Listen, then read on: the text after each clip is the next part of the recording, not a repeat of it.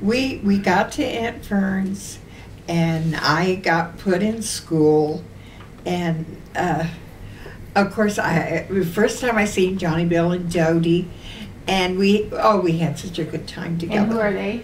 Johnny Bill and Dodie are my cousins, and to this day I keep in touch with them.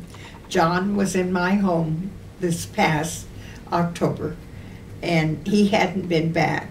John was like 72, and he had not been back to Illinois since he was 8 years old. Wow. And I had my brother Dennis come over from Bloomington. He and his wife Karen, and John had never seen Dennis. The Christmas cards would come. His wife would say it was always Aunt Alma and Dennis. We never knew who Dennis was. Now they got to meet Dennis and his wife. But anyway, I met Johnny Bill, and of course, as he got older, he didn't want to be called Johnny Bill. We called him John. But Johnny Bill and Dodie, they just took me in, and we played, and it was just like a fairyland. Dodie had this room off of her room that was a playroom. It had a doll house. It had all these dolls and cradles. It had a Sonia Haney doll. It just had everything. And the Sonia Haney doll was given to me, and I loved it. And I was given a doll. At that time, the Dion quintuplets were quite popular, and they had dolls made of each of the girls, and I was given a Dion quintuplet doll. I thought she was wonderful. And I got a cradle, and what was so nice, they let me choose. I mean, they didn't say, well, we'll pick for you. They let me choose whatever I wanted, and that was really neat. Well, anyway, we were playing around as we usually do, and John absolutely loved to go down the banister, and he got punished for it every single time he got caught. He would ride the banister down, and every time he would do this and he got caught, he got punished. But anyway, that was his favorite thing, get on the banister and go down. But anyway, they thought we were playing around in the dining room, and there was all at once the door would open to the kitchen. Now this was a swinging door. This was not a door. This was a swinging door, a pantry door. And I couldn't figure out this. And they thought that was so funny, because underneath the carpet and under where Aunt Fern would sit, when you wanted anything in on the table, like the food was never left on the table. The food was always served to you. Now the meat was left in front of Uncle John, and he carved it and he served it, and it was always left there in case somebody wanted another portion. But the other vegetables were all served to you individually and taken back into the kitchen. Well, if you decided you wanted some more mashed potatoes, or you wanted some more succotash. Succotash was a big thing for them. And I got introduced to succotash. I never knew the word succotash. I had no idea what it was. Well, it was nothing but lima beans and corn. Mm. And so anyway, they would take the food back into the kitchen, and then if you wanted anything, you always asked either Aunt Fern or Uncle John that you would like some more mashed potatoes. And magically, this butler would come through the door and say, "Madam, did you want something?" And she'd say, "Yes, LuElla would like some more mashed potatoes." This was magic. How did this happen? Well, anyway, underneath her chair, under the carpet, there was a buzzer. and it hooked up into the kitchen. And when she wanted anything from the kitchen, she would press her foot and it would buzz in the kitchen, and we could never hear it there. And I thought that was fantastic.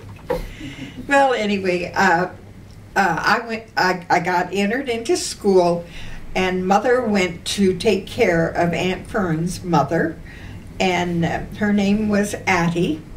Her name was Adeline. Nancy Adeline was what her name, Nancy Adeline Baker. She went by Addie, and my grandmother's name was Hattie. These were sisters. Sisters married father and son. So you see, we were double relation. And but at this time that my mother went to care for Aunt Hattie, she had married a man by the name of Post, and he lived with Aunt Addie, and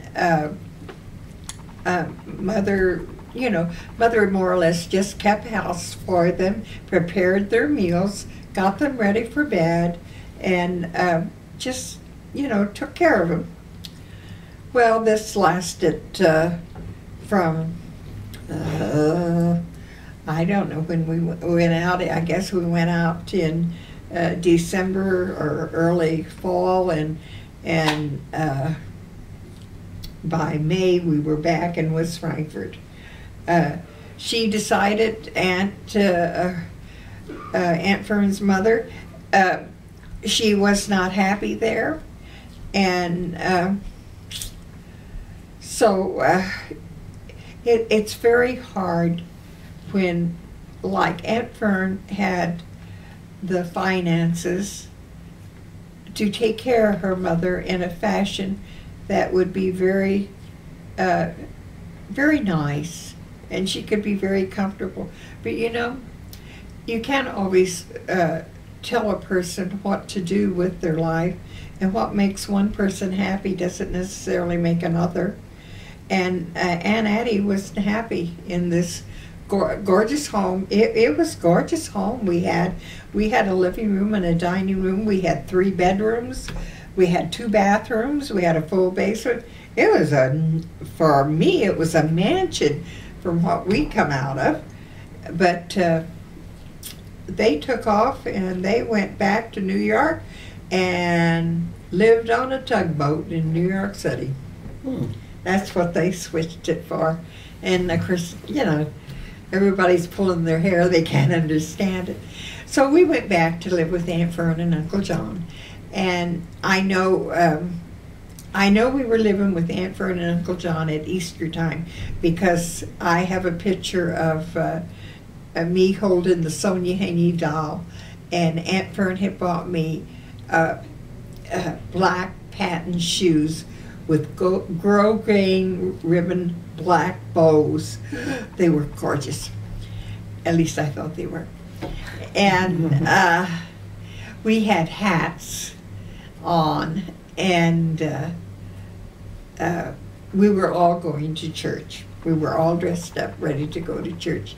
And I remember this was Easter time, because Aunt Fern and Uncle John sat in the front seat, and I don't know how we all got in the back seat, but Dodie, Johnny Bill, and I and my mother was in the back seat, and this was a Lincoln convertible. Oh man, it was like, you know, I was the queen of the walk, going down the street with this convertible. Oh, it was just absolutely wonderful. I was in the Easter parade, and so anyway, we come back, and there were just many things that happened to me the few months that we lived with Aunt Fern, and then we just, I don't know who made the decision, but we decided that by May I was back in West Frankfort living with my grandmother.